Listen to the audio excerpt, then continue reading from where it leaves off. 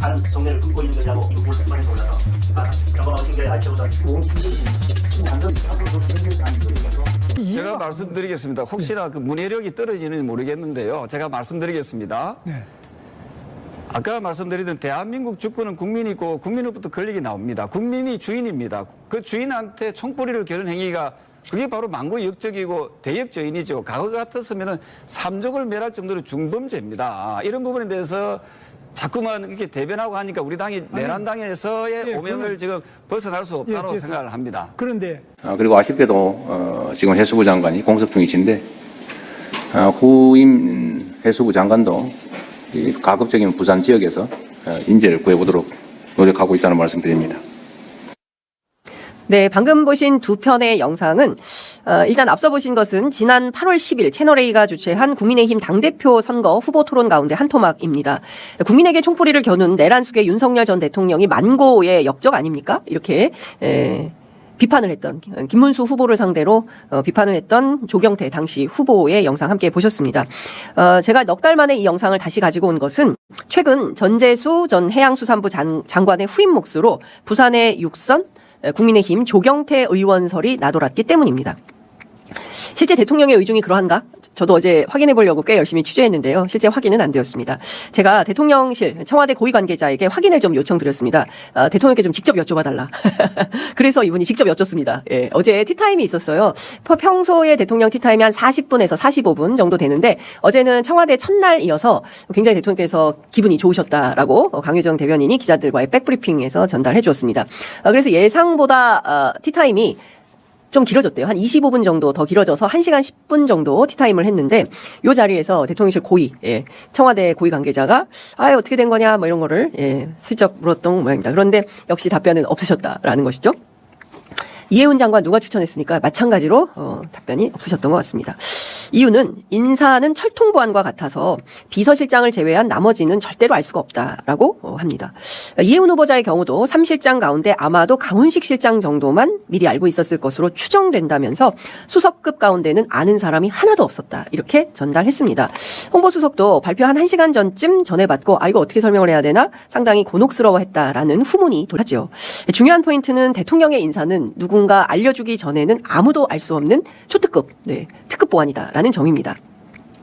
무엇보다 이재명 대통령은 지난 23일 부산 해수부 청사에서 국무회의를 열고 이 자리에서 전재수 해수부 장관 후임으로 가급적 부산 출신 인재를 구해보도록 노력하겠다라고 밝혔습니다. 앞서 보신 바로 그 영상입니다. 비록 전재수 장관이 통일교 금품수수 의혹과 관련해서 현재 경찰 수사를 받고 있는 상황이 됐지만 결코 부산을 포기하지 않겠다라는 정치적 시그널에 해당한다고 분석하기도 했습니다. 실제 정치자금법 위반으로 한다면 전재수 전 장관의 공소시효는 내일이 만료됩니다. 반대로 뇌물 혐의가 적용이 된다면 이건 공소시효가 굉장히 늘어나기 때문에 그때부터는 굉장히 복잡해질 수 있죠. 경찰이 어떤 혐의로 어떻게 기소할지 이거는 지켜봐야 될 것 같습니다. 오늘 내일 가운데 결정이 날 것 같은데요. 그 부분 좀 더 취재해서 제가 또 말씀드리도록 하겠습니다. 그러면 진짜 대통령실 청와대에서 대통령의 의중은 차기 전재수 장관의 후임으로 조경태 국민의힘 육선 의원을 마음에 두고 있는 것인가? 직접 확인했습니다. 조경태 의원은 언론에서 나오는 얘기인데 직접 전달받은 것은 없다라고 밝히고 만일 대통령으로부터 함께하자라는 제안이 온다면 매우 감사한 일이다라고 밝혔습니다. 이해운 후보처럼 장관직 제의가 오면 수락하겠다는 뜻이냐라고 재차 물으니 현재 국민의힘 우리 당이 엉망이고 국민들로부터 완전히 신임을 잃은 상태라 본인은 당을 바로잡는 역할을 해야 한다. 사의 의견을 밝혔습니다. 제안이 오면 너무 감사한 일이지만 국민의힘은 국민 눈높이에 맞는 정당이 아니기 때문에 이 정당을 제대로 혁신시키고 변화시키는 데 본인의 역할이 있다고 믿는다라고 전했습니다. 그것이 국힘의 중진 역할이다 이렇게 생각을 한다는 것인데요. 이해운 후보자 발탁에 대해서는 어떤 입장이십니까? 라고 물었을 때 조경태 의원은 이렇게 답했습니다. 국가 전체로 보면 큰 쓰임이 있는 거 아니겠냐. 판단은 인사권자의 몫이다. 이렇게 밝혔습니다. 정계 개편 가능성 얘기가 계속 나오는데 어떻게 보십니까? 라고 물었더니 이 분위기라면 국민의힘은 향후 매우 고립될 가능성이 높다고 본다. 국힘 고립. 굉장히 위중한 문제로 본다라고 밝혔습니다. 최근에 장동혁 대표를 조경태 의원이 만났대요. 그래서 이러저러한 상황에 대해서 공유를 했는데 장동혁 대표에게 이런 얘기를 했다고 합니다. 상당한 태세 전환이 필요하다. 그래서 장동혁 대표가 그에 대해서 동의를 했고 태세 전환할 거고 공천 룰도 파격적으로 변화하라고 본인이 제안했고 국민의힘도 오픈 프라이머리 같은 제도가 장동혁발로 도입될 것이다라고 내다보기도 했습니다. 아시는 것처럼 오픈 프라이머리로 하면 국민 참여 100%로 하는 거거든요. 그러니까 그동안 5대5 당원 반, 여론조사 반 이렇게 이거를 7대3 당원 7 여론조사 3 이렇게 해서 서울시장 후보 경선 같은 경우에는 나경원 의원에게 유리하게 하려고 하는 거 아니냐라는 분석 전망도 있는데 아예 그냥 오픈 프라이머리 같은 걸로 해서 국민들에게 열어버리는 거죠. 당원 아니고 국민들이 선택해 주십시오. 우리 당의 후보로 누가 좋은지. 그런데 당성을 중요하게 판단하는 어제 이해운 후보자 문제와 관련해서 장동혁 대표가 기자들에게 밝힌 일성은 당성이었습니다. 당성이 취약한 사람들, 해당 행위 이런 얘기 계속 나오고 있죠. 과연 이렇게 조경태 의원 주장처럼 될지는 좀 지켜봐야 될 것 같습니다.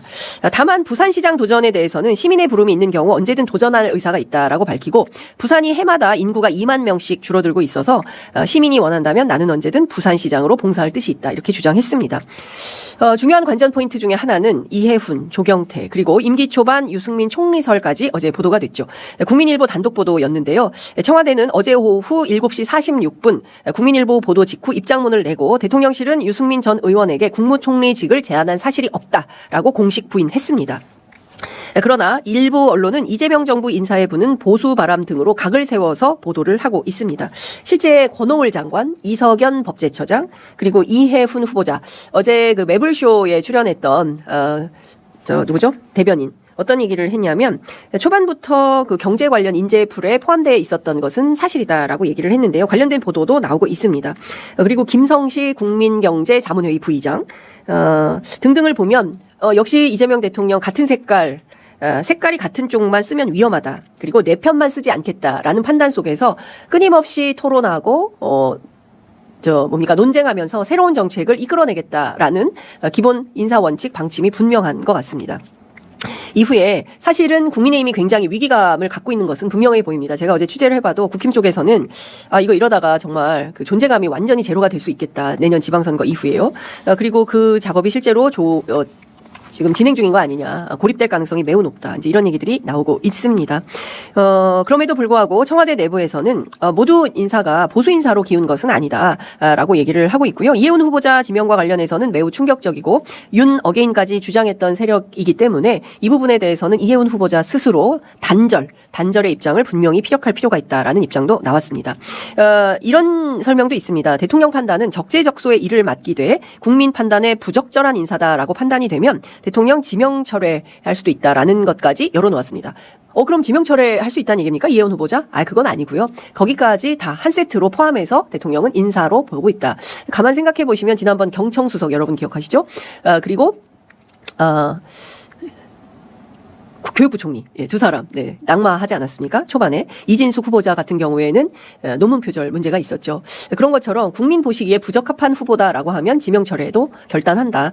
따라서 인사는 국민들이 판단하시기에 저 사람이 적재적소에서 같은 역할을 잘 할 수 있겠다. 송미령 장관 같은 경우에 정말 일을 잘하지 않습니까? 초반에 농민단체 포함해서 얼마나 많은 분들이 비판했습니까? 아니 어떻게 윤석열 정권에 함께했던 사람을 국민주권정부의 첫 인사로 등용할 수 있느냐 비판이 많았는데 지금 잘하고 있잖아요. 근데 그렇게 열어두고 다양한 토론. 오늘 또 청와대에서 처음으로 국무회의가 10시부터 열릴 예정인데 다양한 의견들을 주거니 받거니 하면서 결국에는 국가와 국민에게 봉사할 수 있는 국익에 봉사하는 최우선의 인사가 누구냐. 이걸 진영에 상관없이 판단하겠다라는 대통령의 뜻 아닌가 싶습니다.